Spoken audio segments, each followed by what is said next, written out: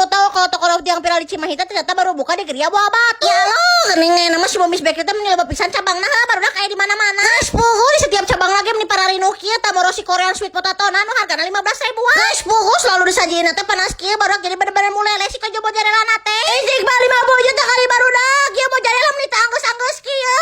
Ya lo mang teu salah ieu mozzarella meni loba kieu teh sakalian jeung pabrik-pabrik mozzarella na abuskeun ka dieu. Kejer liasina teu waduk ha. Ieu teh mendingan pisan. Geus puguh lamun kasih Momis Bakery mah kudu wajib paduain meuli si Ciwi Brownies nata. Amun hayang kumpul keluarga bari ngambil makan lemah teh boleh aja si jahit pada split breadnya. Si ukuran rotinya teh besar terus si usiana teh melimpah gitu. Ini mah tuh bener-bener cocok pisan buat jiwa-jiwa rok botong tolomong kayak si kami. Buat para pengabdi di set makan lemah si Momis Bakery mah loba pisan di set teh baru dah kuning areuna kieu. Komo deui si puding tiramisu nama ya bener-bener juara dunia pisan. Cang atuh tinggal di datangan diserbu di Momis Bakery. Lokasinya ada di area food court Geria Buah Batu, Bandung.